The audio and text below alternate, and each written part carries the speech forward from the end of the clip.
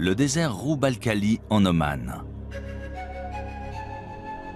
Ce territoire menaçant et désolé de la péninsule arabique est indiqué sur les cartes sous le nom de quart vide. Ses sables mouvants et sa chaleur écrasante sont le repère de solifuges venimeuses, d'échides mortels et de bandes de bédouins nomades.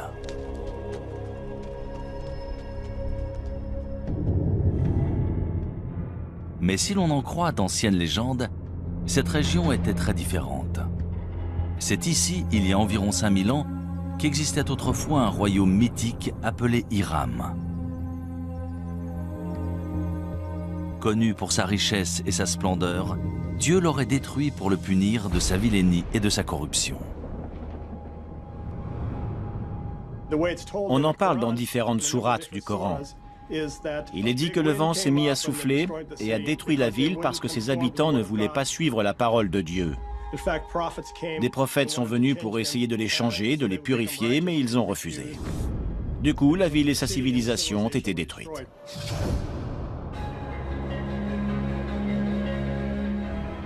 Pendant des siècles, historiens et explorateurs ont cherché des preuves de l'existence d'Hiram.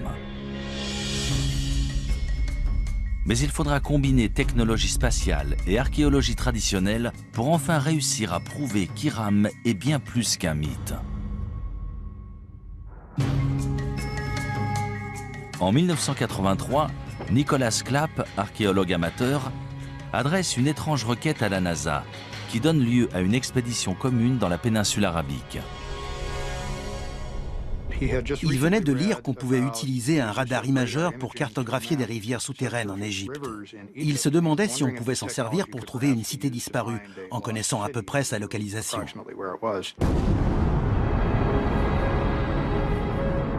Transportée à bord de la navette Columbia, cette technologie appelée radar imageur spatial fonctionne comme un appareil de radiographie souterrain. On enregistre d'abord des images depuis l'espace, puis on les modifie numériquement pour faire ressortir des détails invisibles à l'œil nu, notamment d'anciens lits de rivières et des routes de caravanes aujourd'hui enfouies sous le sable. Je n'aurais jamais cru qu'on pourrait découvrir depuis l'espace une cité disparue. Mais ils ont persisté et étudié des détails qui semblaient intéressants. Les images satellites ont un gros avantage.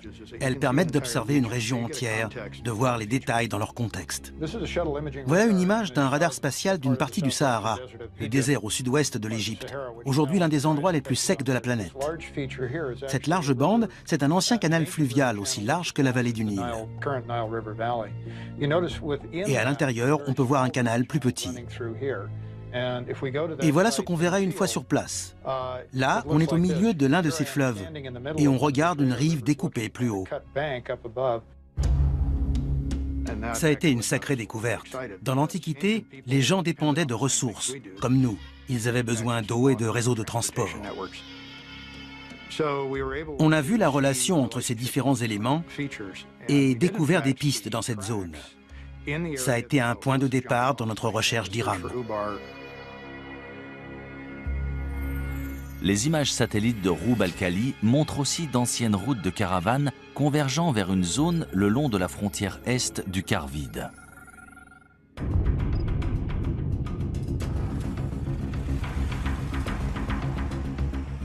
On s'est servi d'un GPS, technologie inconnue du grand public à l'époque, ainsi que du système de navigation de l'hélicoptère. C'est comme ça qu'on a trouvé la route qu'on avait vue sur les images satellites et qu'on l'a suivie dans le désert. C'était vraiment passionnant. On a décidé d'atterrir dans cette zone, près d'une sorte d'immense colline et d'un puits ou d'une source. Une fois sur place, je n'en revenais pas. Il y avait des bâtiments. Ça correspondait à la première section d'une place antique faite en pierre avec des murs et des bâtiments. Et il y avait des poteries un peu partout. Ensuite, on a identifié un nombre de lieux qui semblaient importants encore aujourd'hui. Et l'un d'eux était en fait le site d'Hiram. Des centaines de milliers de caravanes constituées de centaines de milliers de chameaux et d'ânes transportaient des marchandises et des tissus depuis et vers la côte, en passant par ce site antique d'Hiram. C'était un comptoir où se rassemblaient les caravanes de chameaux avant de traverser le désert. Il y avait une forteresse qui servait en fait à protéger la réserve en eau. C'est là qu'on contrôlait les caravanes de chameaux. Si elles voulaient traverser cette zone, il fallait payer une taxe. Après des fouilles plus poussées du site, on découvre les vestiges de 8 tours reliées par des murs de 9 mètres. Cela correspond à la description d'Hiram dans le Coran, appelée aussi « cité des nobles piliers ». Mais si cette cité légendaire a bien existé, tous les autres détails à son sujet sont-ils vrais? A-t-elle vraiment disparu après avoir été enfouie sous le sable? Selon les scientifiques et géologues, c'est l'érosion d'un aqueduc sous la cité qui aurait entraîné sa disparition.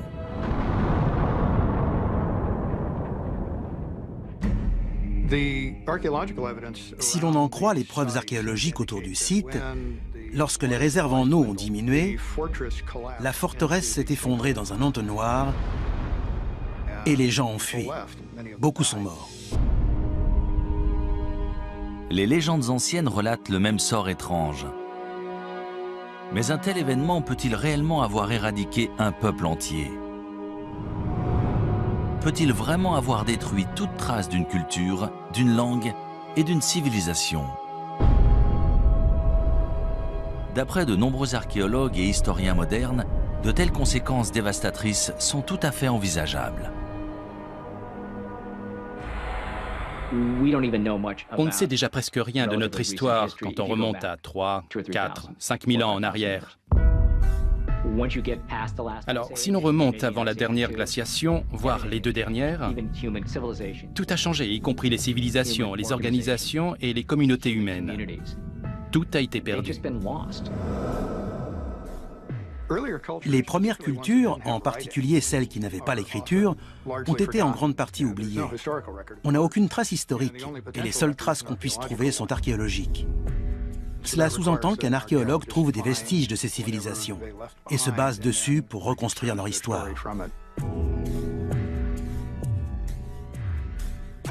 Pendant des décennies, on a supposé que les humains existaient depuis environ 200 000 ans. Et que ce qu'on appelle la civilisation était apparu il y a seulement quelques milliers d'années. Mais de nouvelles découvertes remettent constamment en question ce que nous savons réellement de notre histoire.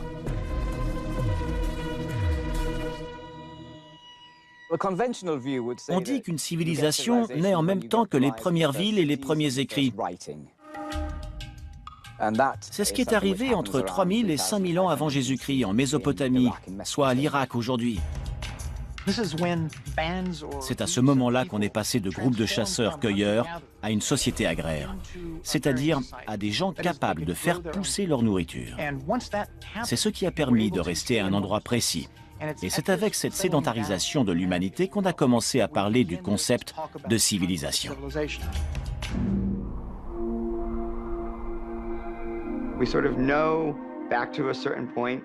On sait à peu près ce qui s'est passé entre aujourd'hui et il y a 10 000 ans. Grâce aux études évolutionnaires, on sait à peu près quand les hommes sont apparus. Mais la période entre l'apparition des hommes et celle des civilisations qu'on connaît est très vaste. C'est excitant de découvrir jusqu'où remonte la civilisation. Si Hiram a vraiment existé, combien d'autres civilisations anciennes sont ensevelies et attendent d'être découvertes? Quand ce sera fait, que trouverons-nous? Des preuves de notre passé antique ou des indices de notre destruction future? Şanlıurfa, est de la Turquie, 1994. Tout en haut d'un versant de colline, dans une région rurale, la charrue d'un fermier kurde s'arrête brusquement lorsqu'il touche une grosse pierre rectangulaire à moitié enfouie. Pendant plusieurs jours, il essaye de déterrer cet objet tenace, jusqu'à ce que se produise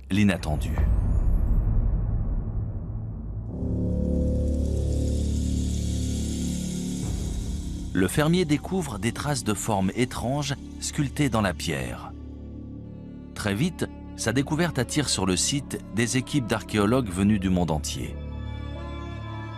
Après des fouilles minutieuses, on découvre une série d'immenses mégalithes présentant des sculptures d'animaux en relief extrêmement bien conservées. Sangliers, renards, bétail et de nombreux oiseaux, la plupart venant d'autres régions. Ces dessins sont magnifiquement exécutés. Certains lions sont absolument incroyables. C'est un site extraordinaire. Mais ce n'est pas le plus étonnant. On estime que ce site, connu sous le nom de Göbekli Tepe, ou la colline au nombril, aurait 11 000 ans, soit presque 5 000 ans de plus que tous les autres sites comparables. Göbekli Tepe a tout changé pour les archéologues. Suite à cette découverte, on a dû élargir notre définition du terme civilisation. On a tous été très surpris de découvrir Göbekli Tepe. On n'avait encore jamais vu de site aussi élaboré. C'est une découverte incroyable, surtout pour une période aussi ancienne. Göbekli Tepe est un site remarquable. Ces sculptures datent de 7000 ans avant les grandes pyramides. On se demande souvent comment les Égyptiens ont pu avoir accès à cette technologie et ce savoir-faire à leur époque. Mais maintenant, tout nous apparaît sous un nouveau jour. Göbekli Tepe a été érigé 7000 ans plus tôt. Récemment, l'imagerie radar du site a permis de révéler un gigantesque complexe présentant plus de 20 grandes structures ovales. Chacune est composée de colonnes mégalithiques en forme de T, ainsi que de 4 piliers sculptés en calcaire, reliés par des murs d'1,80 m et disposés dans un cercle mesurant entre 10 et 30 mètres de diamètre. Ils avaient tout organisé, tout prévu. Ils ont réussi à mobiliser des ouvriers et à entretenir ce site qui a ensuite été visité pendant de très longues années. Chaque pierre devait peser entre 15 et 20 tonnes, certaines même entre 40 et 60 tonnes. Quand on pense à l'organisation que ça a dû nécessiter, c'est tout simplement remarquable. De toute évidence, il devait y avoir des centaines, voire des milliers de personnes impliquées dans ce projet. Mais qui a construit Göbekli Tepe? Et à quoi servait cette structure? Göbekli Tepe a tout bouleversé. On pensait avoir évolué naturellement du statut de chasseur-cueilleur vers des sociétés plus complexes, mais ce n'est pas si évident que ça. D'après l'archéologue in situ Klaus Schmidt, il s'agit d'un centre régional majeur. Le site est très impressionnant et sur place, on a l'impression d'avoir le monde à ses pieds. Selon certains archéologues, les tribus nomades du néolithique parcouraient de grandes distances pour atteindre Göbekli Tepe et participer à des fêtes rituelles. Selon d'autres, ces ruines seraient celles d'un temple, voire d'un lieu de sacrifice. Ils devaient se rassembler pour une sorte de cérémonie religieuse. Ces ruines sont forcément un sanctuaire ou un centre religieux. Ce ne sont ni des maisons ni des tombes. On dirait un lieu de cérémonie. Selon de nombreux chercheurs, Göbekli Tepe aurait été utilisé pendant presque 2000 ans. Mais 7000 ans avant Jésus-Christ, les cercles de pierre auraient été enfouis et abandonnés intentionnellement. Pourquoi ? Pourquoi enterrer cet incroyable complexe composé d'au moins 20 structures différentes, voire plus? D'après moi, quelque chose a changé et ils ont dû partir. Et le meilleur moyen d'abandonner le site, c'était de tout enfouir. On n'abandonne pas tout comme ça. Ces sites sont si importants, si sacrés que lorsqu'on les quitte, on les recouvre pour les protéger. Et ensuite, on reconstruit par-dessus ou à côté. C'est le cas ici. On a la preuve qu'ils ont recouvert intentionnellement ces temples avant d'en bâtir un autre ailleurs. Ce n'est pas si simple. Il faut remettre ça en contexte. C'était la toute fin de la dernière période glaciaire, une ère de grands changements. On a des preuves qu'une catastrophe a eu lieu à cette époque sur le continent américain, probablement suite à l'impact d'une comète ou d'un astéroïde.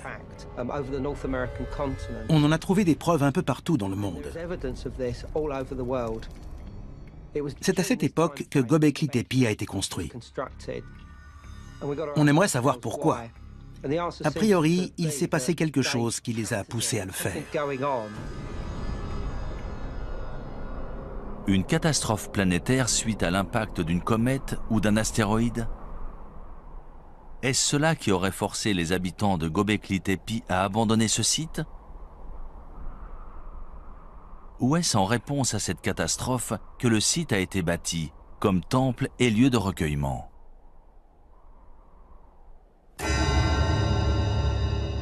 Selon certains chercheurs, la réponse se trouve tout près, au mont Ararat. Dans la Bible hébraïque, c'est là que l'arche de Noé aurait échoué une fois les eaux du déluge refluées. En fait, le mont Ararat se trouve à seulement une centaine de kilomètres de Göbekli Tepe. Quand on observe les animaux sculptés à Göbekli Tepe, il est impossible d'expliquer pourquoi certains d'entre eux ont été représentés étant donné qu'on ne les trouve pas dans cette région. Est-ce que certains de ces animaux vivaient dans cette région à l'époque? Et dans ce cas, d'où venaient-ils? Si l'on en croit la mythologie, il s'agirait des animaux de l'arche de Noé. On a beaucoup étudié les origines du déluge. Ce récit existe un peu partout dans le monde. Il existe une version Ojibwe, une version amérindienne, une version chinoise, et on en parle dans la mythologie grecque et la mythologie hindoue. Il est tout à fait possible que des événements réels aient inspiré la mythologie et les légendes. Ces récits du déluge parlent peut-être de vrais déluges.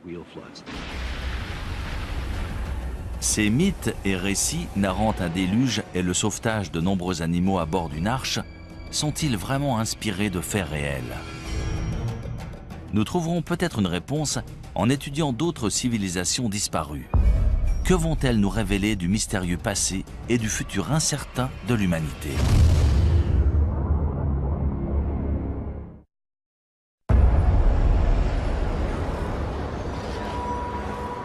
26 décembre 2004, Sumatra en Indonésie.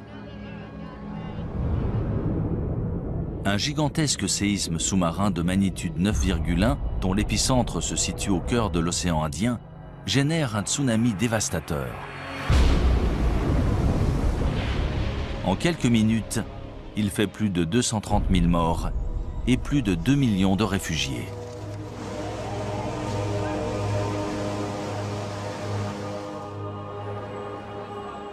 Sept ans plus tard, le 11 mars 2011, un séisme de magnitude 9 fait trembler le nord-est du Japon. C'est le plus puissant séisme qu'ait jamais subi l'île. Quelques minutes plus tard, un tsunami de 9 mètres balaye les terres, emportant des villes entières et environ 23 000 personnes.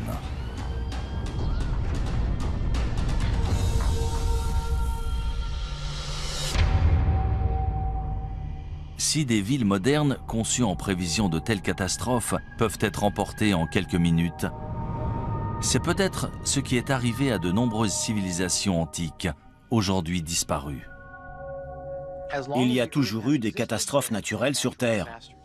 Tsunamis, séismes, éruptions volcaniques, et cela bien avant qu'il y ait des hommes pour en faire le récit. On sait que les volcans ont fait des ravages parmi les civilisations. Pompéi en est l'exemple parfait.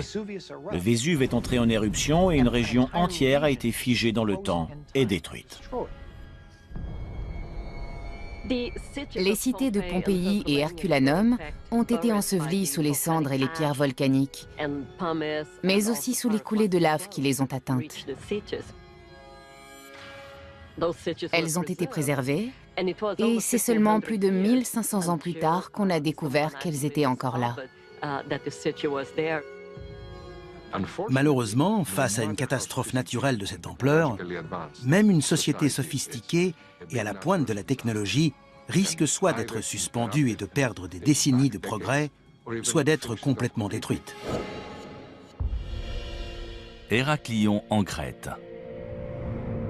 En 1894, Sir Arthur Evans, linguiste et archéologue britannique, se rend sur cette île de la mer Égée pour traduire des tablettes en argile récemment découvertes et supposées datées de l'Antiquité grecque. Cependant, ce qu'il découvre surprend les historiens du monde entier.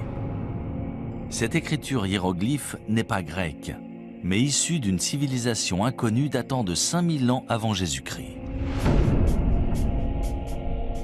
3 ans plus tard, Sir Evans mène une expédition et découvre ce qu'on appellera le palais de Knossos.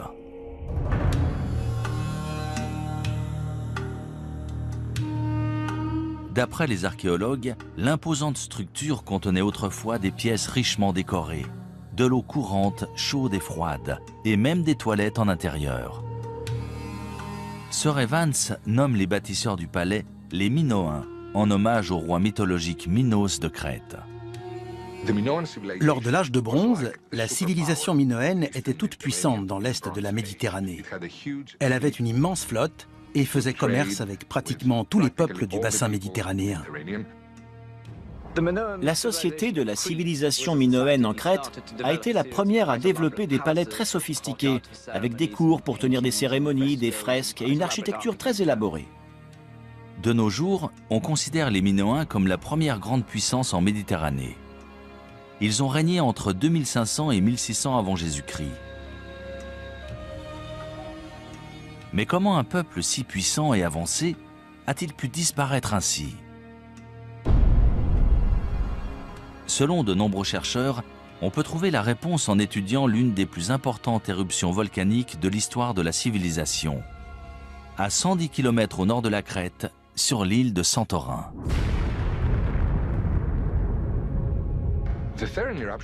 L'éruption de Santorin s'est déroulée en 2 ou 3 phases sur plusieurs jours, voire plusieurs semaines.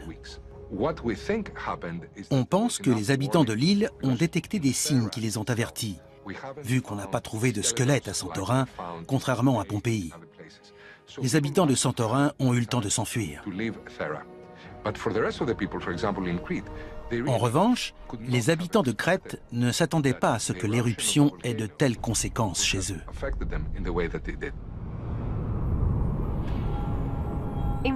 En volcanologie, on parle de différents types d'éruptions volcaniques, de petites éruptions présentant surtout des coulées de lave, aux éruptions pliniennes ou ultrapliniennes si elles sont très importantes. Celle de Santorin était une éruption plinienne, peut-être même ultraplinienne. Elle était très explosive, à tel point qu'elle a détruit une majorité de l'île.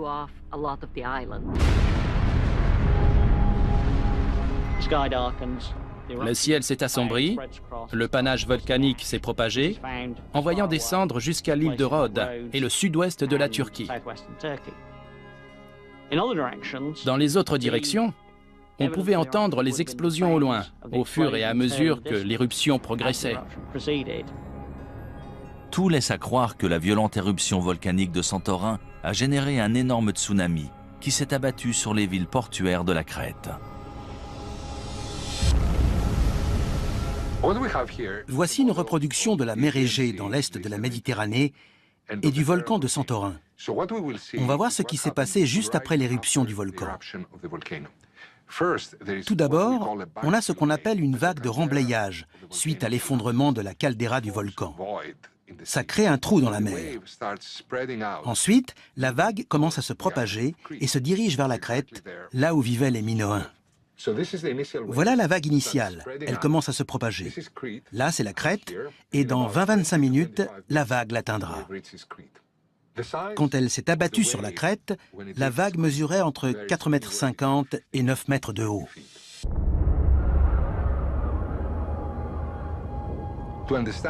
Pour comprendre ce qu'ont vécu les Minoens à l'époque, on peut observer ce qui s'est passé au Japon en mars 2011. C'est un énorme tsunami dont l'impact sur notre société se ressent encore chaque jour. Les Japonais ont réussi à se relever, mais ils n'étaient pas seuls. Le monde entier les a soutenus. Les Minoens, eux, n'avaient personne vers qui se tourner.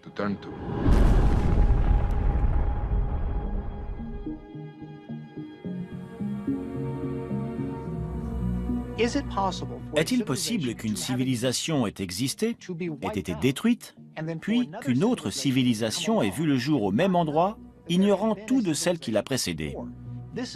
C'est une théorie fascinante qui entraîne bien des hypothèses. Du coup, de nombreuses personnes se demandent s'il n'y a pas eu une civilisation sur Terre bien avant toutes celles déjà connues, mais dont on ne saurait absolument rien. Si un volcan actif peut vraiment détruire toute trace d'une civilisation passée, une activité volcanique similaire pourrait-elle représenter la même menace encore aujourd'hui? C'est ce que croient les volcanologues. Ils s'inquiètent qu'une telle catastrophe puisse menacer la côte est des États-Unis. L'île de La Palma, près de Tenerife dans les Canaries, présente une faille. On pense qu'une grande partie de l'île pourrait s'effondrer dans l'océan et, de ce fait, générer un gigantesque tsunami. L'effondrement d'un volcan dans les îles Canaries, le Cumbre Vieja ou La Palma par exemple, pourrait entraîner des dommages sur 20 000 km de côte, de Terre-Neuve jusqu'à la côte est des États-Unis, en passant par les Caraïbes et le nord du Brésil. D'après les simulations, lorsque la vague atteindra la côte est des États-Unis, elle fera 10 à 20 mètres de haut. C'est à peu près la taille de la vague qui s'est abattue sur Sumatra après le séisme de 2004 et de celle qui s'est abattue sur le Japon après le séisme de 2011. Une catastrophe naturelle de type éruption volcanique, séisme ou tsunami, peut-elle réellement détruire toute trace d'une civilisation? Au point de bouleverser l'histoire de l'humanité pour les siècles à venir. La réponse se trouve peut-être dans un ancien cimetière rempli d'or, dans une ville côtière sur la mer Noire.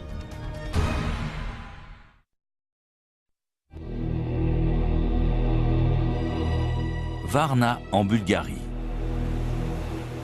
Pendant des siècles, cette ville balnéaire de la mer Noire a attiré voyageurs et commerçants en provenance d'Europe et du Moyen-Orient. Au IIe siècle avant Jésus-Christ, les Romains ont profité des sources chaudes locales pour construire une immense série de bains publics. Mais ni les visiteurs, ni ses habitants ne connaissaient le secret enterré sous la ville. Un secret qui, une fois révélé, changerait l'histoire européenne à jamais. Ça s'est passé à la fin de l'automne 1972. Il y avait un site de construction en cours dans la zone industrielle de Varna. Ils creusaient pour installer des câbles électriques. Retcho Marinov, conducteur d'excavateur, creuse une tranchée d'1,20 m de profondeur lorsqu'il tombe sur ce qu'il pense être d'anciens artefacts en cuivre. Il les rapporte chez lui pour les mettre en sécurité. Quelques semaines plus tard, un habitant du village lui a dit que ces objets étaient très intéressants. Le directeur du musée de Dalgopol est venu chez lui et lorsqu'il a vu tous ces objets, il n'en croyait pas ses yeux. Le lendemain, des archéologues du musée de Varna, parmi lesquels Alexander Minchev, retournent sur le site de construction et sont stupéfaits de leur découverte.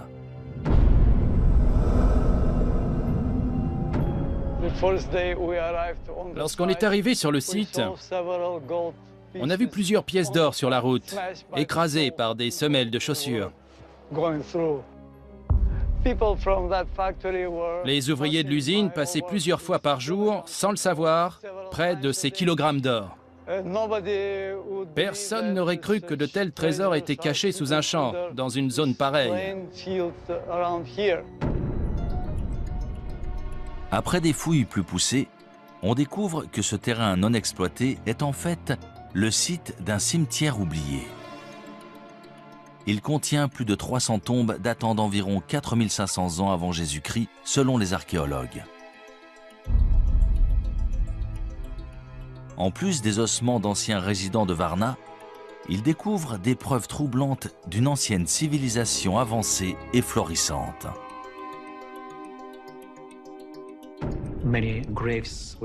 On a trouvé de nombreuses tombes avec des ossements humains. Les corps étaient dans différentes positions, principalement avec la tête orientée vers le nord-nord-est. Et ils étaient enterrés avec leurs ornements et leurs armes. Il existe un tas de ces objets extraordinaires, mais les trouver tous ensemble, dans un seul cimetière, c'est la preuve qu'il s'est passé quelque chose de très important dans la région de Varna.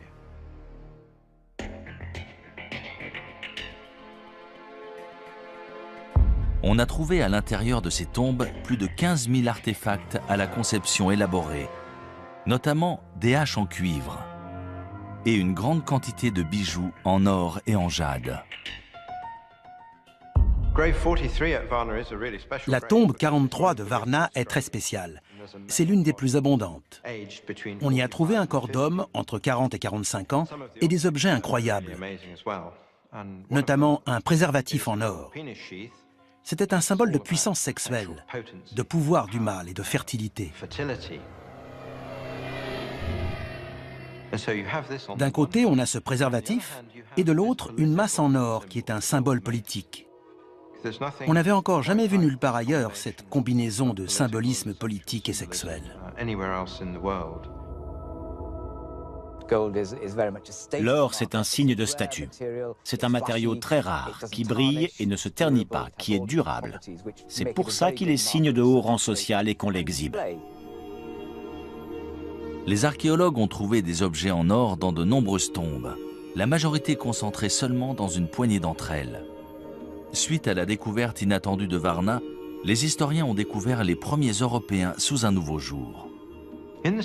Dans les peuplements que l'on connaît, qui datent de 1000 à 2000 ans avant Varna, on a trouvé des objets, souvent très beaux, mais rarement liés au rang social. Il n'y avait pas autant de différence entre les familles.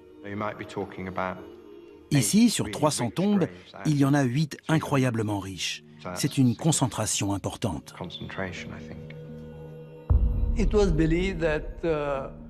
On suppose que pendant l'ère préhistorique, tous les hommes étaient égaux.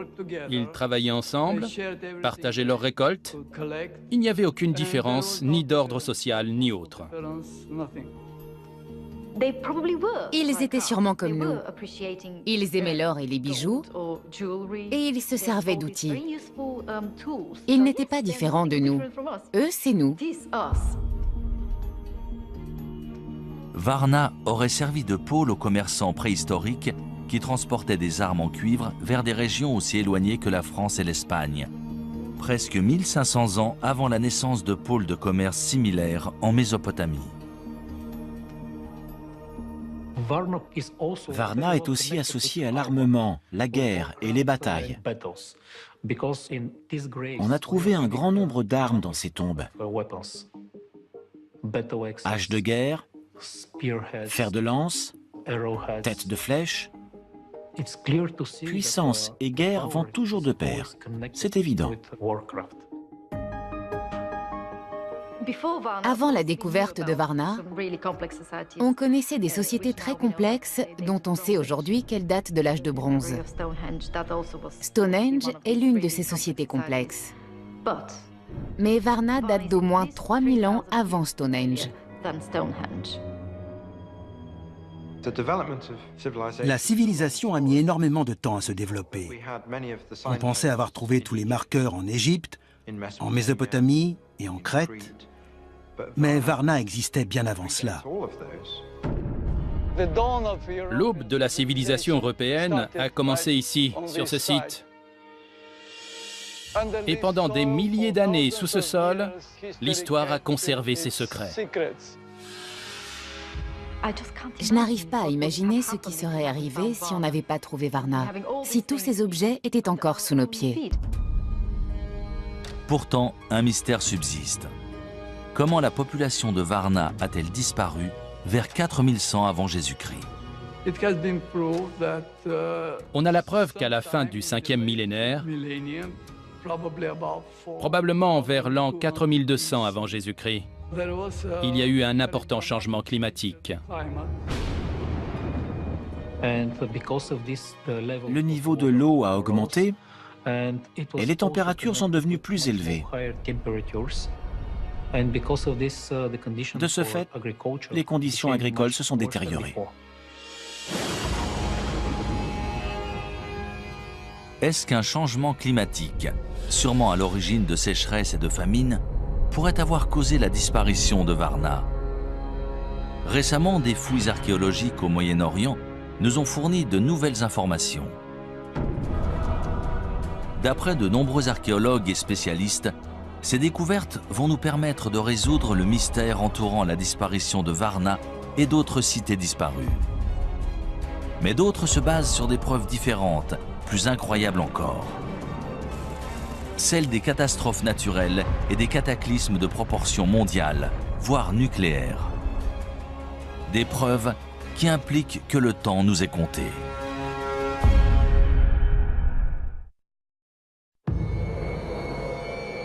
À Moukhar, nord-est de la Syrie, à 13 km au nord de la frontière irakienne.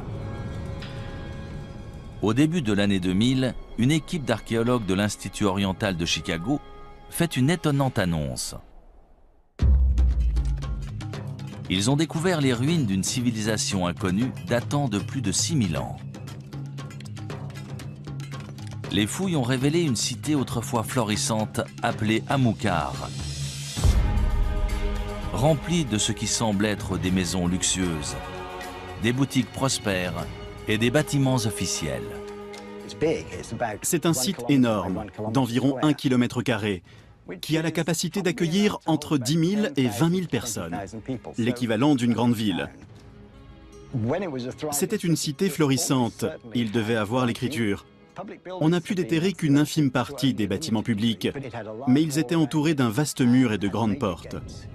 On doit encore mettre à jour certains éléments de cette civilisation toujours enfouie sous un village moderne.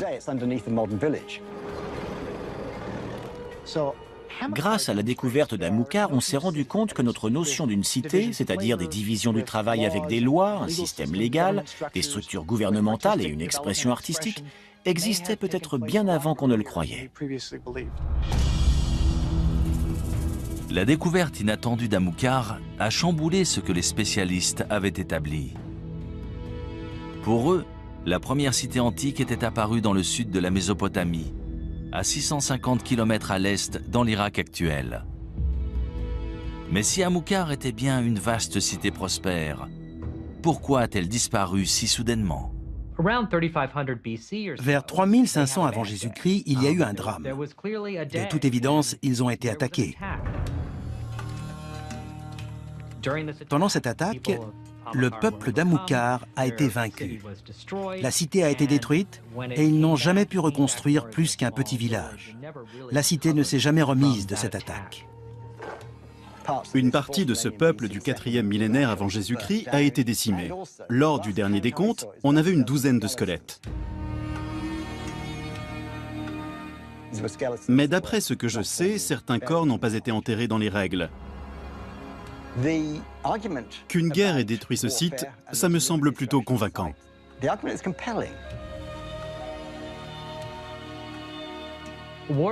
Au moment de la destruction d'Amoukhar, on se battait la plupart du temps à main nue. Mais on a des preuves que les habitants d'Amoukhar utilisaient des balles. Pas des balles de revolver, évidemment, plutôt des projectiles avec des frondes. C'est une hypothèse controversée mise en avant par les archéologues d'Amoukhar. Dans tous les cas, lorsque la cité a été détruite, le combat a fait rage et la cité a péri dans les flammes. C'est intéressant, car on sait depuis longtemps qu'à cette époque, d'autres cités se développaient dans le sud, comme Uruk par exemple. Mais aujourd'hui, on a de nouvelles preuves que des cités comme Amukar créaient leur propre civilisation en parallèle. Avec une telle dynamique nord contre sud, la destruction d'Amukar a pu sonner le glas de ces peuples du nord qui essayaient de créer leur propre mode de vie. Ils ont fini par être vaincus par les peuples du sud, ce qui a bouleversé le cours de l'histoire. À des centaines de kilomètres à l'ouest d'Amukar se trouvent les ruines d'un autre peuplement antique, Caramel. En 2007, des archéologues qui déterraient des tombes anciennes in situ ont découvert les fondements de 5 larges tours en pierre de 4,50 m de diamètre et d'environ 6 mètres de haut chacune. Elles auraient au moins 10 000 ans. Ces ruines sont situées dans le nord de la Syrie, pas très loin de Göbekli Tepe. De toute évidence, il s'agit de la même culture. Nous ignorons pourquoi ce site a été construit. Tout laisse à penser qu'il s'agissait de défense. Il devait sûrement faire face à des prédateurs, animaux ou humains. À quoi servaient ces tours? Est-ce qu'elles faisaient partie d'une forteresse? S'agissait-il de tours de guet ou avaient-elles une autre utilité? Honnêtement, on n'en sait rien. Caramel, dans le nord-ouest de la Syrie, est un site important.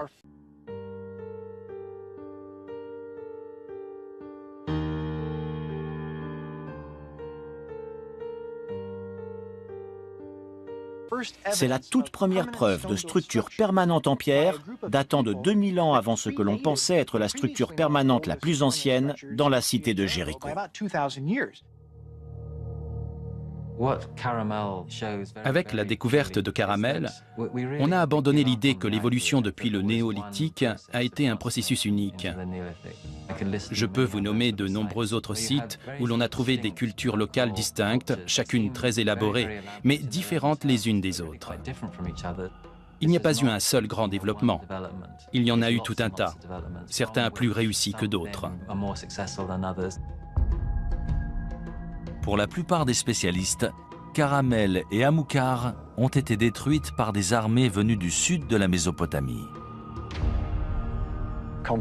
Dans l'Antiquité, il y avait énormément de conflits.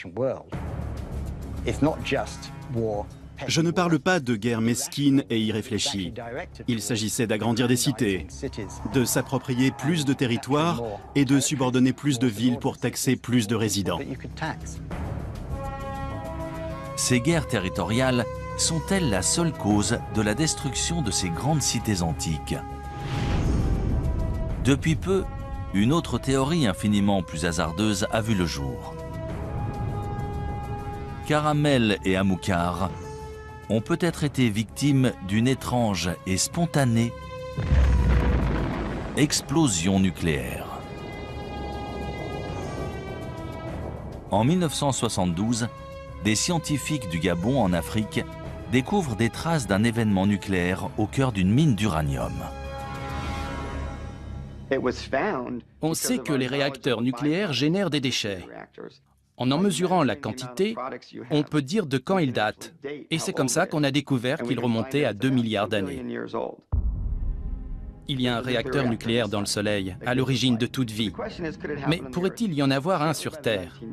Après tout, dans les années 50, on se demandait s'il était possible de créer un réacteur nucléaire naturel dans l'écorce ou le noyau terrestre. L'uranium-235 est notre principale source de réacteurs à fission nucléaire. C'est assez commun, plus que l'or. Sur l'échelle des larges éléments qui peuvent se diviser, celui-ci est relativement courant et peut être extrait. Pour créer une réaction nucléaire, il faut surtout 2 choses. Un uranium suffisamment dense et de quoi ralentir les neutrons. Le mieux pour ralentir des neutrons et obtenir une réaction en chaîne, c'est l'eau. Et dans cette zone d'Afrique de l'Ouest, il y avait la parfaite combinaison avec juste ce qu'il faut d'eau et d'uranium suffisamment dense pour obtenir un réacteur nucléaire. Avec un réacteur naturel, on peut engendrer une catastrophe de l'ordre de celle de Tchernobyl, un degré de radiation qui pourrait affecter la santé des gens. Si de l'uranium venait à alimenter un réacteur nucléaire naturel, cela engendrerait une fission nucléaire, et c'est ce qu'on veut éviter à tout prix. Dans tous les cas, ça serait sous terre. Ça aurait les mêmes effets qu'un volcan. Donc, ce serait bien une catastrophe naturelle. Selon certains scientifiques, une telle explosion nucléaire aurait balayé toute vie à des centaines, voire des milliers de kilomètres autour du site du dépôt d'uranium. Si cela s'est produit en Afrique de l'Ouest, pourquoi pas ailleurs? Peut-être même à Amukar. Quand on sait que c'est arrivé à un endroit précis il y a environ 2 milliards d'années, on se dit qu'il y a forcément d'autres endroits, en particulier sous terre, où l'on n'a pas bien cherché. À mon avis, peu de gens croient que ces civilisations ont disparu suite à d'importantes catastrophes naturelles. Combien ont disparu il y a 20 ou 30 000 ans et dont on ignore encore tout? On ne se concentre que sur les civilisations des 5000 dernières années. On ne sait rien au-delà de l'histoire chinoise ou égyptienne.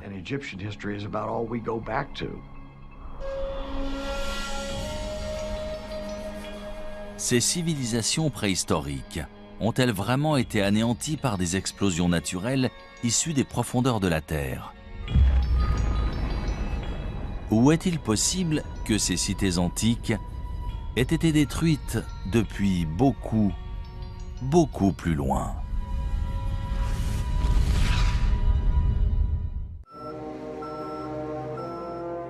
« 21 décembre 1968. Mission Apollo 8 de la NASA. Dirigée par le commandant Frank Borman, c'est la première fusée habitée à atteindre la Lune.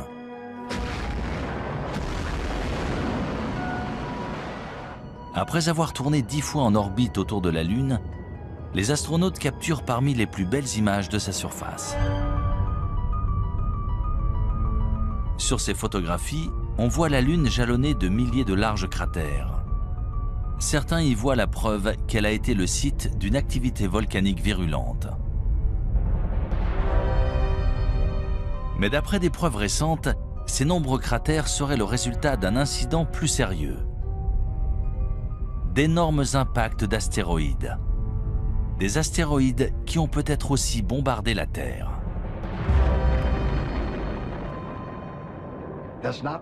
Ce n'est pas un homme sur la Lune, mais des cratères.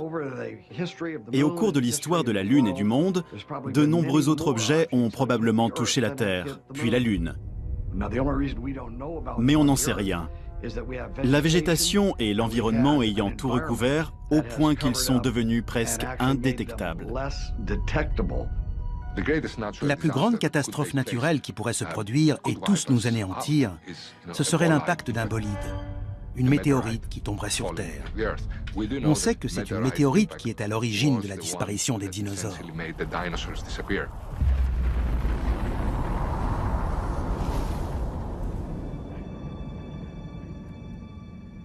Nous voici au bord du météore cratère, site célèbre d'un impact de météorite dans le nord de l'Arizona. Le cratère a été formé il y a 50 000 ans lorsqu'un astéroïde d'environ 45 mètres de diamètre est entré dans l'atmosphère à environ 42 000 km/h. Il a frappé le sol avec une force équivalente à celle de 1000 bombes atomiques.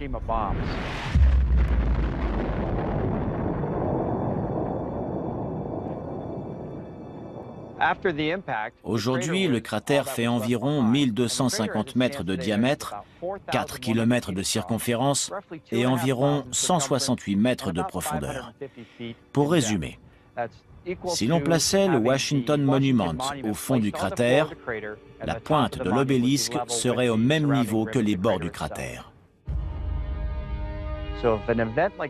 S'il se produisait un tel événement dans un endroit aussi peuplé que la ville de New York, par exemple, On estime que personne ne survivrait dans un périmètre de 16 km.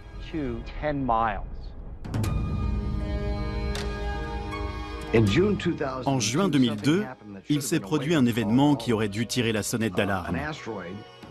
Un astéroïde de la taille d'un terrain de football est passé entre la Terre et la Lune, à un tiers de la distance qui nous sépare de la Lune. Il a fallu qu'il nous dépasse pour qu'on sache qu'il était là. S'il avait atterri dans le Pacifique, il aurait pu balayer le sud de la Californie avec un tsunami. Un objet d'un incroyable pouvoir destructeur a frôlé la Terre et on ne s'en est rendu compte qu'après son passage. On ne peut pas laisser ce type de menace passer inaperçue à l'avenir. En 2005, la NASA a commencé à suivre les plus gros astéroïdes connus risquant de heurter la Terre. C'est ce qu'on appelle des objets géocroiseurs. Un objet géocroiseur est soit une comète, soit un astéroïde progressant dans l'espace proche de la Terre. Techniquement, c'est un objet qui peut se trouver à 45 millions de kilomètres de l'orbite de la Terre et dont la taille peut varier entre une balle de golf et un pâté de maison, voire plus. Même si de nombreuses météorites de la taille d'une balle de baseball entrent tous les jours dans notre atmosphère, ils se désintègrent dans la haute atmosphère. Seuls les astéroïdes d'au moins 30 mètres de diamètre risquent de frapper la surface de notre planète. Le dernier astéroïde le plus dévastateur a frappé la Terre le 30 juin 1908 au-dessus de la rivière Tunguska, en Sibérie russe.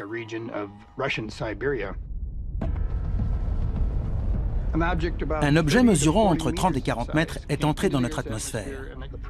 La pression exercée à l'avant de ce petit astéroïde était plus importante que celle exercée à l'arrière.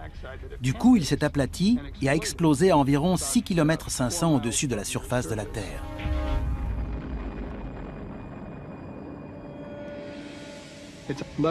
Des arbres sont tombés sur 2000 km².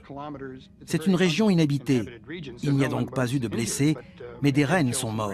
Des arbres se sont renversés et il y a eu de nombreux dégâts.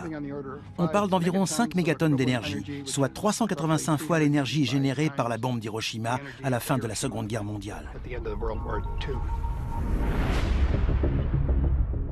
Même si l'impact d'un météore de la taille d'un terrain de football aurait des conséquences dévastatrices, les scientifiques redoutent surtout des objets encore plus gros. Il y a environ 1000 astéroïdes d'1 ou 2 kilomètres, voire plus, dans l'espace près de la Terre. Un impact de ce type entraînerait des conséquences planétaires. Et ce n'est pas le pire. La poussière et les débris projetés dans l'atmosphère plongeraient la Terre dans le noir. Sans oublier les pluies acides et les tempêtes de feu causées par les débris s'abattant sur notre planète. En plus de la poussière, la suie stopperait la photosynthèse, indispensable aux plantes. Et bien sûr, aux animaux se nourrissant de ces plantes. En cas d'impact d'astéroïdes, le plus problématique seraient les effets secondaires.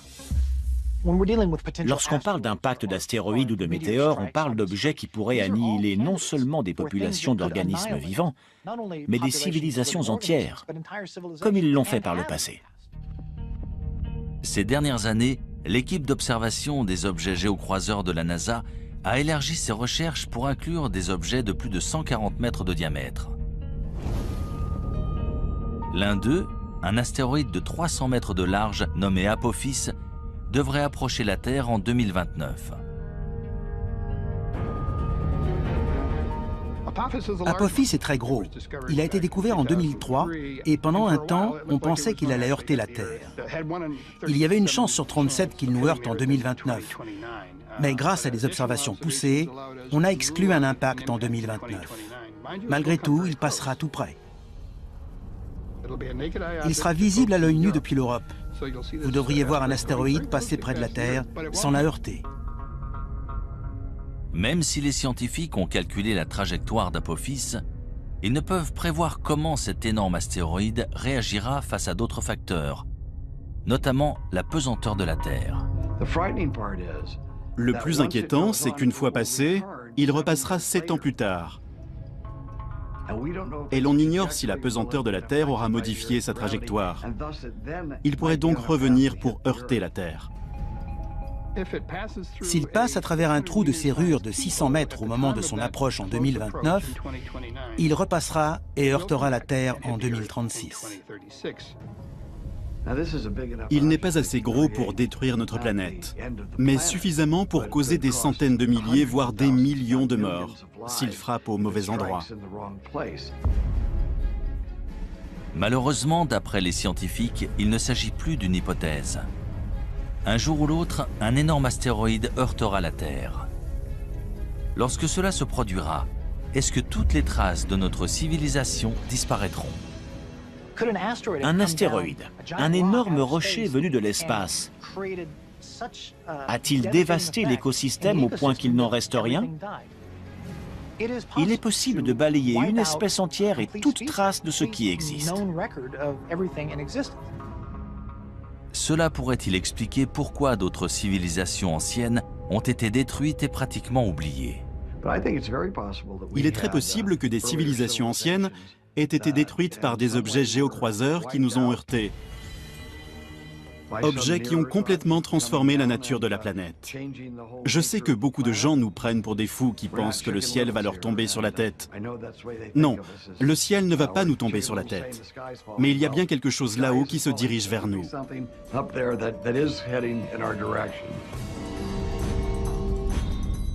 Si un météore heurte la Terre de notre vivant, que pourrons-nous entreprendre pour minimiser ses ravages?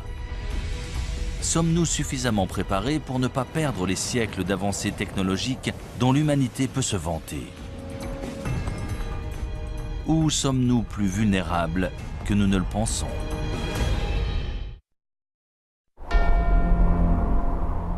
Le Kilimandjaro en Tanzanie. En l'an 2000, le paléoclimatologue Lonnie Thompson et son équipe de chercheurs ont foré au cœur d'un glacier recouvrant le pic de la montagne. Ils ont recueilli des échantillons de carottes de glace, preuve des conditions et changements climatiques non seulement depuis 20 à 30 ans, mais depuis des dizaines de milliers d'années. Une carotte est une colonne de glace. On en recueille plusieurs à la surface pour retracer l'histoire du climat et de l'environnement dans différentes parties du monde. Ces carottes ont des couches bien distinctes et en mesurant l'épaisseur de ces couches, on peut calculer l'évolution des précipitations dans le temps. Les bulles d'air préservées dans la glace retracent l'histoire de la composition de notre atmosphère. Là, on peut remonter jusqu'à 800 000 ans en arrière, en étudiant notamment le dioxyde de carbone, le méthane et le protoxyde d'azote. On peut même observer des micro-organismes pris dans la glace. D'ailleurs, on a ressuscité des organismes qui étaient dans la glace depuis plus de 50 000 ans. Tout ce qui est dans l'air est archivé dans la glace. On assiste à des périodes de calme, puis à des périodes où se produisent des cataclysmes. C'est ça la vie sur Terre, on passe de l'un à l'autre.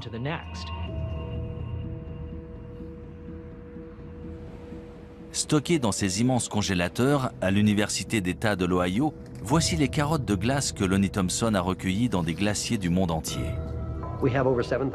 On en a recueilli plus de 7000 mètres. C'est la seule collection tropicale de carottes de glace au monde.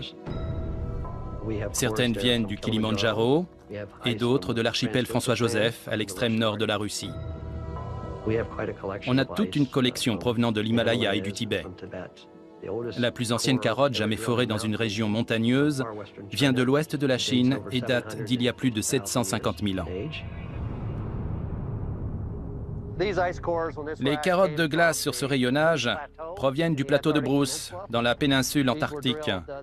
Elles ont été forées cette année et seront découpées et étudiées dans le laboratoire. D'après une étude récente de ces échantillons, un événement climatique radical s'est produit sur Terre il y a environ 5200 ans.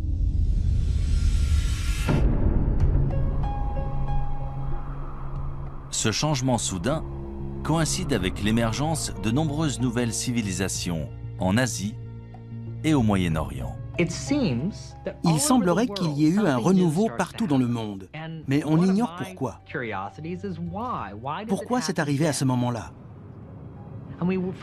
Pendant 100 000 ans, on avait une vie heureuse de chasseurs-cueilleurs.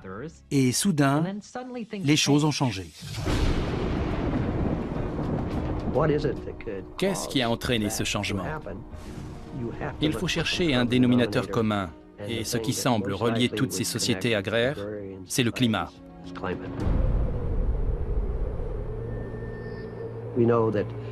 On sait qu'à cette époque, le désert du Sahara s'est asséché. Il y a 4 ou 5 000 ans, il y avait des lacs et des gens vivaient dans ce désert. On a retrouvé des fresques sur des rochers. Si l'on en croit ces nombreuses preuves, il s'est produit un événement dramatique à cette époque. Si une catastrophe mondiale s'est bien produite, quelle en a été l'origine? Une sécheresse planétaire? Un météore qui aurait heurté la Terre et déposé suffisamment de poussière pour nous plonger dans le noir? Ou s'agirait-il d'une éruption volcanique?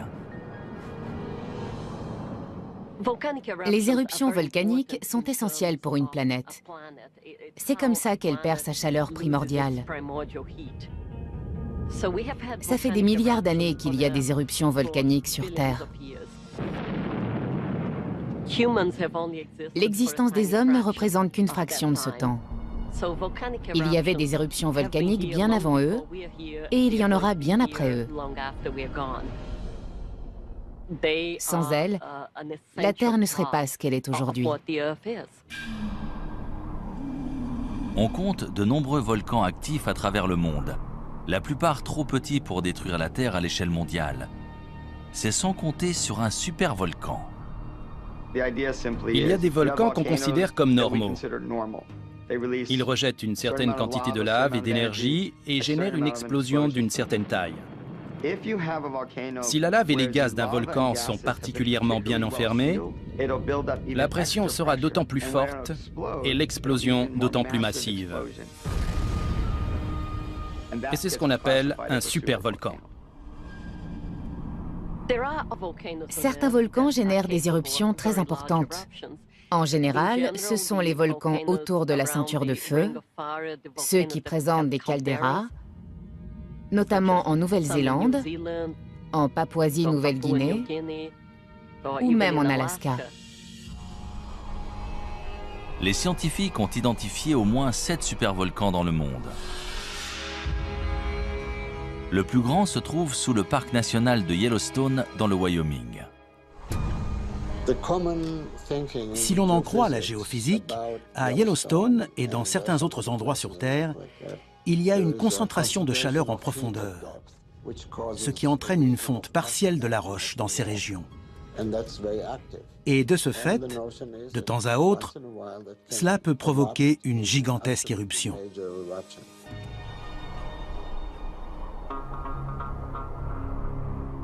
D'après les scientifiques, la plus récente éruption à Yellowstone s'est produite il y a environ 600 000 ans.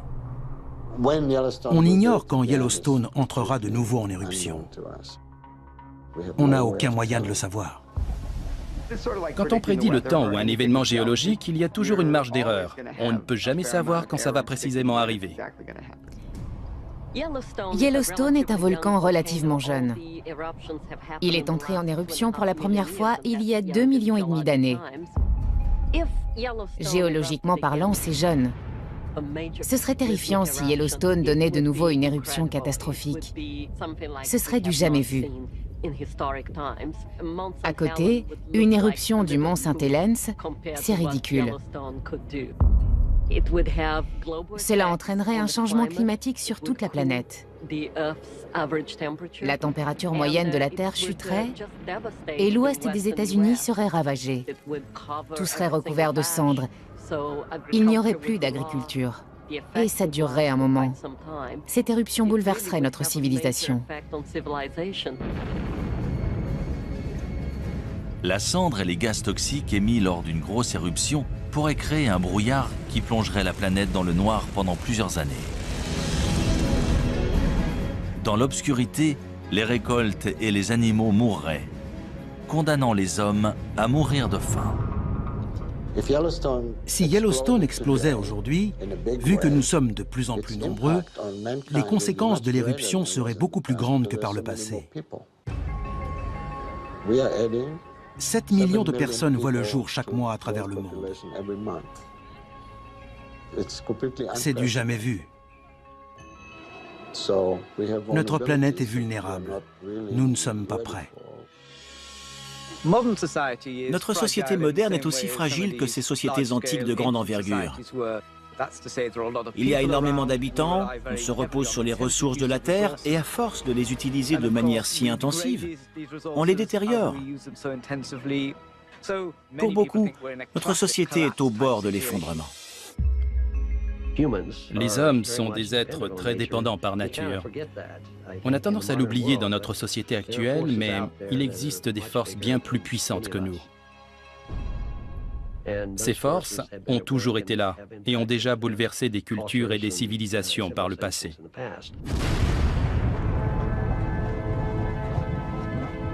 Ce genre de catastrophe planétaire semble tout droit sorti d'un film de science-fiction.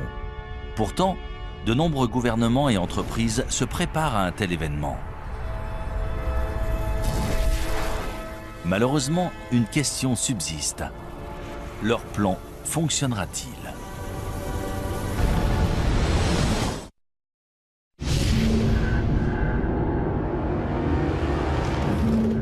Selon les scientifiques, notre planète a déjà subi plusieurs extinctions par le passé. Suite à ces événements, le nombre de plantes et d'animaux s'est vu réduit à quelques spécimens. Mais si notre civilisation devait soudain s'éteindre, est-ce que toute notre culture et notre technologie disparaîtraient ?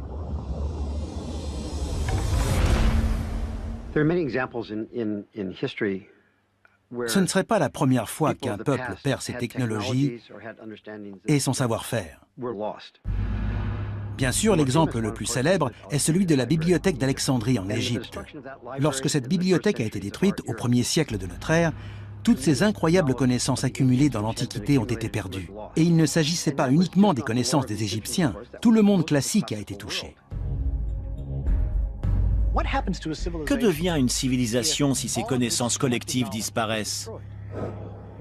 On ne saura jamais ce que notre civilisation aurait pu être si la bibliothèque d'Alexandrie n'avait pas été détruite. Les Égyptiens avaient un savoir incroyable, en particulier dans le domaine médical, et nous l'avons perdu. Est-ce qu'on en a recouvré ou redécouvert la majorité? Sûrement. Mais notre société serait-elle encore plus avancée si nous n'avions pas perdu ces connaissances, si nous n'avions pas dû attendre de les redécouvrir? Bien sûr, il est possible que certaines idées et connaissances de ces sociétés antiques aient été perdues pour toujours. On ne le saura jamais vu qu'on n'a aucun moyen d'en être sûr. Contrairement à l'Antiquité où bon nombre d'informations étaient gravées dans la pierre, aujourd'hui, on enregistre nos données et nos archives dans des puces mémoire en silicone. Si elles venaient à disparaître dans des dizaines de milliers d'années, les gens auraient bien du mal à reconstruire nos vies et à se faire une idée de la façon dont on vivait. Paradoxalement, l'art rupestre préhistorique a probablement plus de chances de survivre que notre technologie moderne. Hutchinson, Kansas. À 200 mètres sous la ville se trouve un immense centre de stockage, aussi long que 35 terrains de football. En 1959, on a ouvert à l'intérieur d'une mine de sel la chambre souterraine d'Hutchinson pour protéger d'importants documents et biens du gouvernement pendant la guerre froide. Aussi appelée stockage éternel, c'est probablement la plus grande capsule témoin du monde. Une cave ou un sous-sol n'est pas toujours le meilleur endroit pour conserver des objets de valeur, mais il y a des avantages. La température est stable et les réactions chimiques responsables de la dégradation des objets dépendent justement des changements de température. L'humidité joue aussi un rôle important. Un degré d'humidité stable, ni trop élevé ni trop bas, c'est idéal pour la conservation.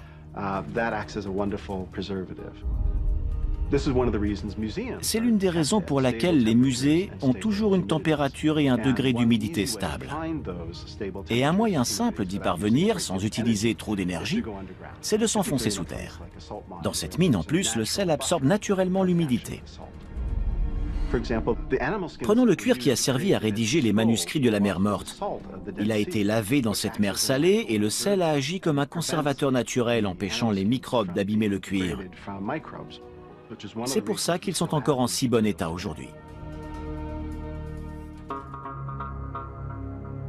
Parmi les objets précieux et rares stockés ici, les copies originales de nombreux films et programmes télé populaires, ainsi que des photographies et documents historiques importants.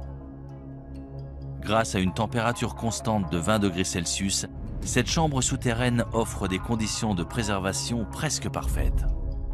Quelle que soit la civilisation, y compris la nôtre, quand on veut conserver un objet, il faut le mettre dans une chambre forte ou une grotte pour qu'il ne soit pas exposé aux éléments.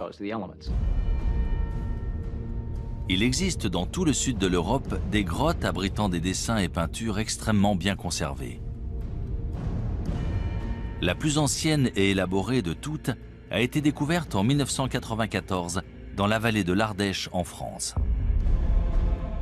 D'après les scientifiques, les œuvres à l'intérieur de la grotte Chauvet datent de 30 000 ans avant Jésus-Christ. C'est l'une des plus belles grottes ornées de la période glaciaire. C'est impressionnant. On n'en avait encore jamais vu de cette taille dans cette région. Elle est d'une incroyable richesse.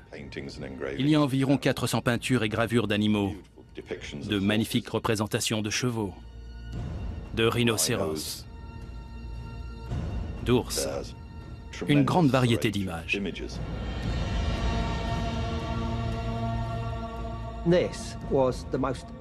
Ces représentations d'animaux sont tout simplement remarquables. Elles auraient leur place dans une galerie d'art actuelle. La datation et la qualité des peintures de la grotte Chauvet ont remis en question tout ce qu'on savait ou pensait savoir sur l'existence de l'homme sur Terre. Elles sont considérées comme les plus anciennes œuvres d'art créées par l'homme. Le plus intéressant, c'est qu'il s'agit d'Homo sapiens qui ont tenté de représenter des idées et pensées abstraites sur les murs d'une grotte, bien avant l'invention de l'écriture et bien avant n'importe quelle définition de civilisation. Pourquoi ont-ils fait ça? Ces artistes antiques ont-ils créé leur art sur des murs de pierre au cœur des grottes pour le protéger des générations futures? Dans 30 000 ans, les seules traces de notre existence seront-elles stockées en sécurité sous la terre? Tout ce qu'on sculpte dans la pierre, au bon endroit, peut potentiellement être conservé des milliers, voire des millions d'années, en particulier si ça se trouve sous la terre.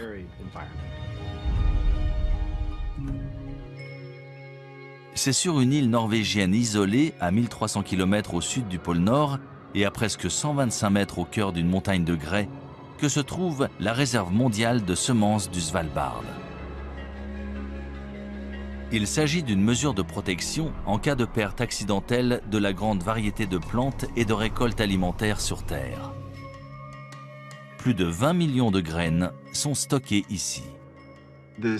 Les graines sont stockées dans une mine de charbon abandonnée, transformée en une réserve stabilisée. Certaines graines peuvent survivre très longtemps, d'autres ont besoin d'être plantées, de pousser et d'être de nouveau récoltées. Ce n'est pas un environnement statique. Ici, les graines sont constamment renouvelées et échangées contre des graines issues d'autres réserves dans le monde. Cette réserve de graines a été conçue spécialement au cas où notre civilisation serait détruite.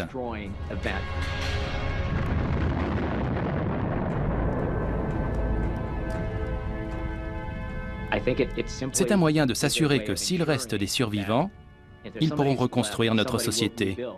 Et ils y arriveront d'autant mieux avec ces graines. Ce qui fait de l'homme un être unique, c'est sa capacité à réfléchir au passé, au présent et aussi à l'avenir.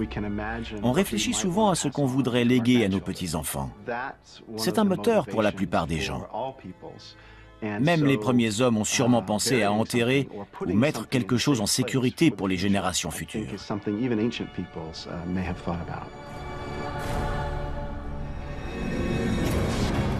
Si des civilisations anciennes ont délibérément conservé des preuves de leurs connaissances et technologies avancées dans des grottes ou structures souterraines, ces trésors cachés pourront-ils nous aider à savoir qui nous sommes et d'où nous venons?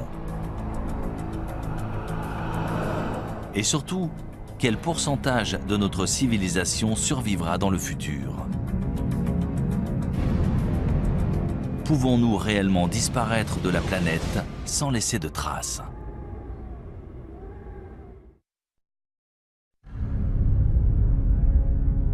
D'après les scientifiques, la planète Terre s'est formée il y a environ 4,5 milliards d'années. Pourtant, selon de nombreux spécialistes, l'humanité n'existe que depuis 200 000 ans. Pourrait-il se tromper? Des civilisations humaines ont-elles existé sur Terre il y a des centaines de millions d'années avant de disparaître sous la surface de notre planète sans laisser de traces? C'est probablement le cas, vu que la préhistoire humaine se mesure en millions d'années et que la civilisation, elle, se mesure en dizaines de milliers d'années. Il y a un trou, peut-être un type de civilisation qui nous a échappé. Tout semble indiquer que certaines civilisations très anciennes ont simplement disparu sans laisser de traces. 1 million d'années, même 100 millions d'années pour nous, c'est seulement une fraction de la durée de vie de la Terre. Il y a 100 millions d'années, des dinosaures vivaient sur Terre. Et si d'autres formes de vie existaient avant eux, il y a 1 milliard d'années? On n'a aucun moyen de le savoir et donc aucun moyen de dire « non, ça n'est jamais arrivé ». Si la Terre a bien subi une catastrophe planétaire, qu'est-il arrivé à la race humaine? Que se passerait-il si notre civilisation tout entière était balayée par une gigantesque éruption volcanique? Si l'atmosphère devenait toxique et qu'on mourrait tous, est-ce qu'on devrait de nouveau apprendre à faire du feu? Combien de temps ça nous prendrait? Seuls les habitants des régions les plus reculées survivraient. Ils redeviendraient des chasseurs-cueilleurs jusqu'à ce qu'ils arrivent à reconstruire une civilisation des milliers d'années plus tard. Si des civilisations passées ont bel et bien disparu, est-il possible que des traces de notre société moderne se retrouvent enterrées sous terre et finissent par être oubliées? Prenons l'exemple de Tchernobyl. On voit bien à quelle vitesse ces constructions modernes se sont délabrées. Regardez ces traces. En seulement 50 ans, la majorité de cette infrastructure s'est énormément détériorée. Imaginons qu'on nous demande de quitter New York, de l'abandonner là, tout de suite. Dans 1000 ans, elle serait ensevelie sous des débris, sous l'eau. La plupart des bâtiments se seraient effondrés depuis longtemps. Allons encore plus loin, disons dans 10 000 ans. Je doute que quelqu'un arrive à reconnaître quoi que ce soit. Il faudrait vraiment savoir ce qu'on cherche pour le trouver. Parmi les rares vestiges de la technologie humaine, il restera peut-être l'un de ces résidus les plus dangereux, les déchets nucléaires. Le plus dangereux dans ces déchets, c'est la radiation. L'avantage avec les matériaux radioactifs, c'est qu'ils se désintègrent et disparaissent naturellement. L'inconvénient, c'est que pour la plupart, ça prend des milliers ou des dizaines de milliers, voire des millions d'années. Il faut absolument concevoir une zone de stockage sûre qui les contiendra pendant très longtemps. Le traitement des déchets radioactifs issus de la création d'armes et de l'énergie nucléaire est sujet à controverse. On doit bien s'en débarrasser quelque part sur Terre. On a donc prévu de les enterrer profondément dans le sol. C'est la solution géologique au problème des déchets nucléaires. Le département de l'énergie des États-Unis a engagé une équipe de spécialistes qui étudie des sites de traitement des déchets nucléaires aux côtés d'ingénieurs. Ils espèrent concevoir un signe d'avertissement universel que les prochaines générations pourront comprendre pendant au moins 10 000 ans. Ils doivent imaginer tout un concept pour prévenir les gens et les avertir du danger. Il faut concevoir une tradition qui sera perpétuée et transmise de génération en génération, et maintenir cet avertissement pour protéger les gens des déchets nucléaires. Le concept envisagé présente un immense terrassement pour entourer le site entier. Une fois terminée, la berme mesurera 10 mètres de haut et 30 mètres de large. Le projet comprend également une série de balises en granit mesurant chacune 7,50 m de haut et ornées d'avertissements gravés dans différentes langues. Cet ensemble de signes d'avertissement énigmatiques peut-il être efficace? Ou sera-t-il aussi mystérieux et indéchiffrable que les sculptures de Göbekli Tepe ou les mégalithes de Stonehenge? On ne va pas dessiner une tête de mort dessus. Ce sera absolument pas parlant dans 500 ans. Quelle sorte de phrase peut-on écrire? Ne creusez pas ou faites demi-tour? C'est très compliqué.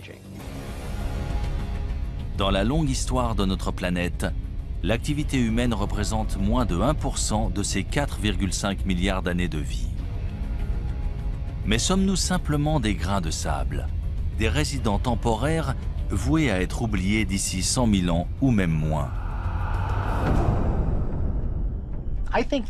Je pense que les êtres humains seraient capables de s'exterminer. On pourrait détruire la race humaine, mais on ne peut pas détruire la Terre. Elle était là bien avant nous et elle sera toujours là bien après nous. Si chaque trace de notre civilisation peut être détruite aussi facilement, comment les historiens peuvent-ils être sûrs que tout ce que nous vivons ne s'est pas produit auparavant?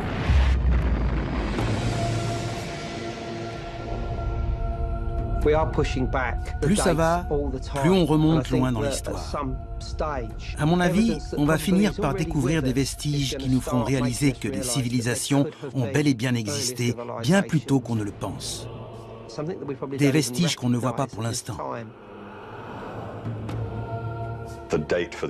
Plus ça va et plus on repousse la date d'origine, qu'il s'agisse d'objets, des poteries par exemple, ou de la sédentarisation et l'usage du feu. Il ne faut jamais fixer une date et dire que ça n'existait pas avant. On finit toujours par trouver des preuves du contraire.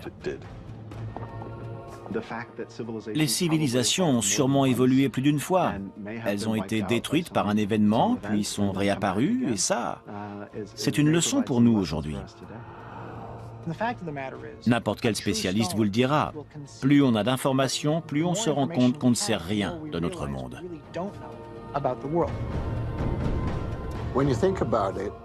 Quand on y pense, les traces écrites qu'on a de ce passé lointain sont si infimes qu'en fait, on ne sait presque rien.